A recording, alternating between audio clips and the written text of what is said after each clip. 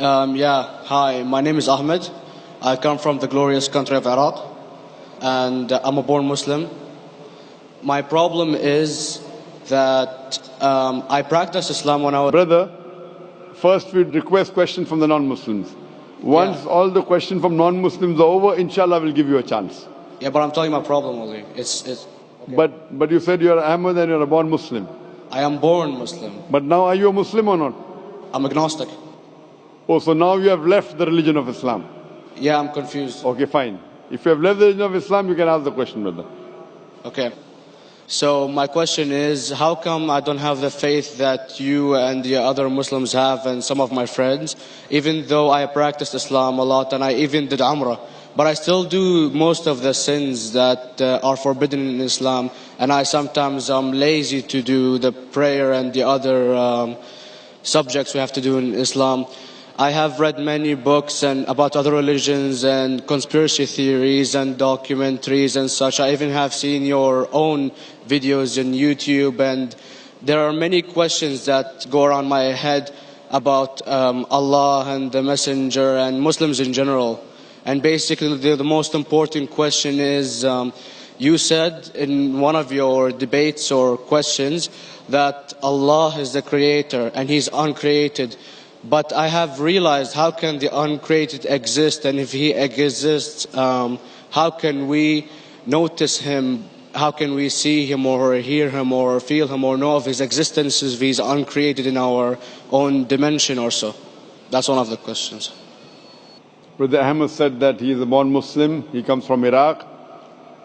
He read the Quran, he read the books, but he commits many sins. He believes, maybe sometimes he's agnostic, and he's lazy for praying. Brother, before I answer your main question, if you do sins and if you are lazy for praying, that does not make you a non-Muslim.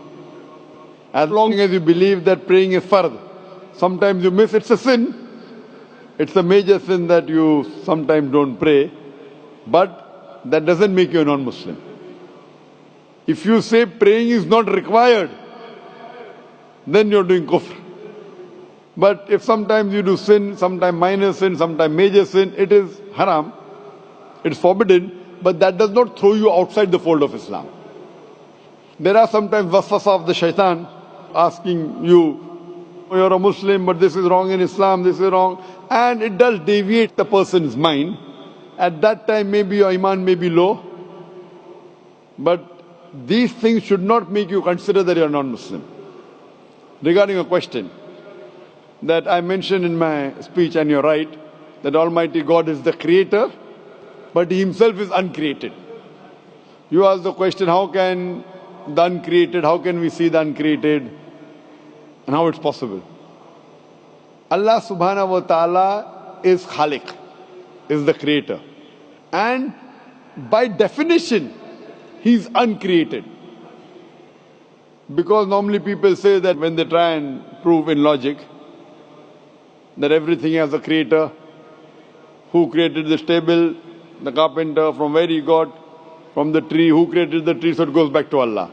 So when many of the people try to convince an atheist, they try and say that everything has a creator, and then they get trapped when the atheist asks him who created Allah. So if you hear my tapes, I never go that way. I ask the atheist that how did you come to know about the universe? How did you come to know about the functioning of the stars, of the sun? And he says, and goes back, that the creator. So it's the vice versa. So if you know how to deal with logic, you don't trip over this problem with the atheist trap, the Muslims or the believers, by saying who created Allah. By definition, Allah is uncreated. And if you ask the question, who created Allah? If you have heard my tapes, I give the reply, that suppose a person comes and says that my brother John. Yeah, I know, I saw that, I heard that's funny, but I mean, how does he exist if he's uncreated? Not that is Allah. Yeah. That's the difference between you and Allah. How does he exist? Means he was existing. He doesn't have a beginning. You and I have a beginning, that's human being. So that's the difference between us and Allah. You can't say that Allah has to be like us. If Allah is like you and me, why should we worship Him? I see, but have you heard of the phenomenon, the Big Brother, used by various orders and political agendas to control the people and such by implementing it into multiple gods, and then later on it became a monotheistic religions all over the world to make it easier for Big the Brother, people to... sorry, I've never heard of the religion Big Brother. It's not a religion. It's like a theory, an idea, basically. For What does it say? Yes? What does this idea say? What does it say? Is that when you have a big brother, it's easier for you to live life.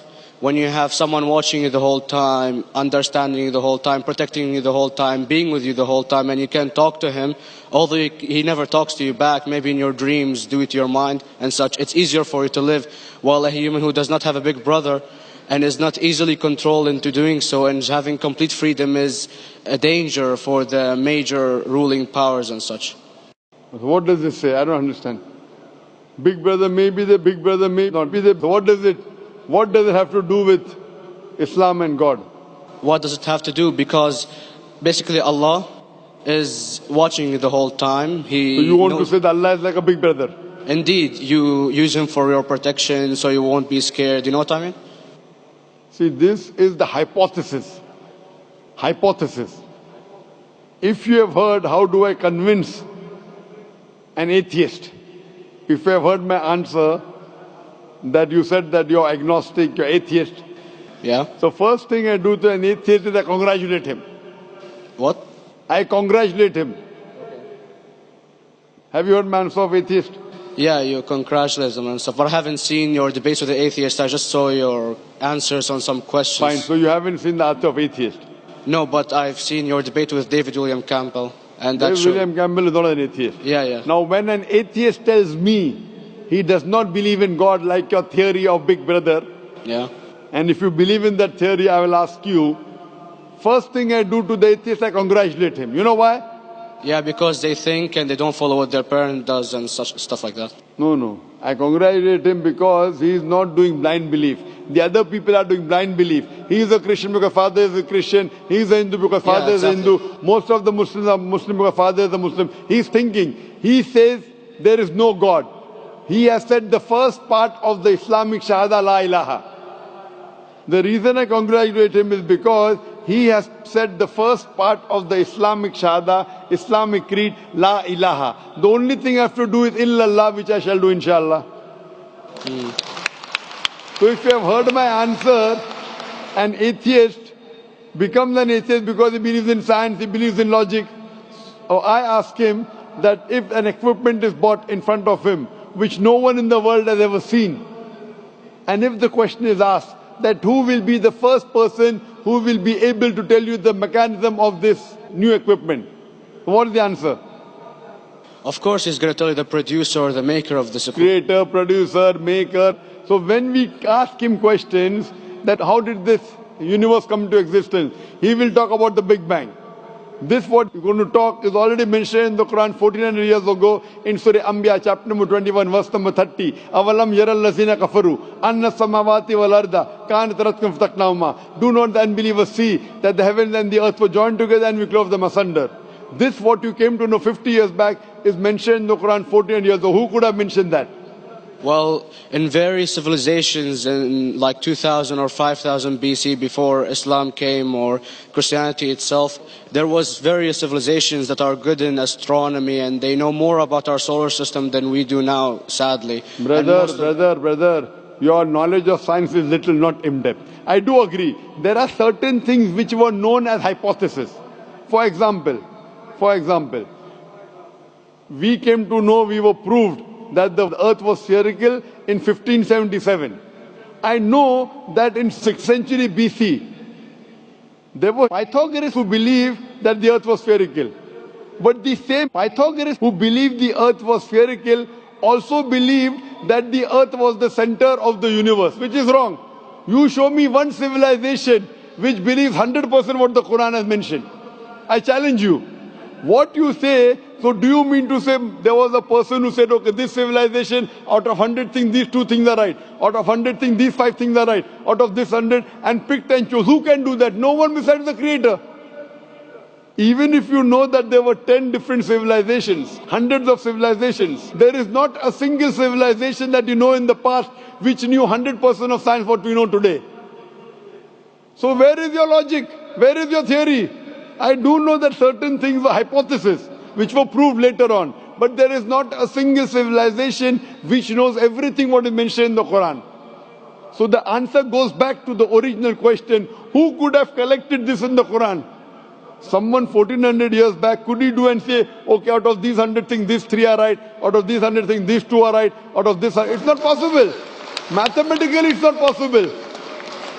Well, you never gave the idea of extraterrestrials or so. I mean, knowledge is power. And brother, I'm asking you a simple question. We are not come here to have a debate.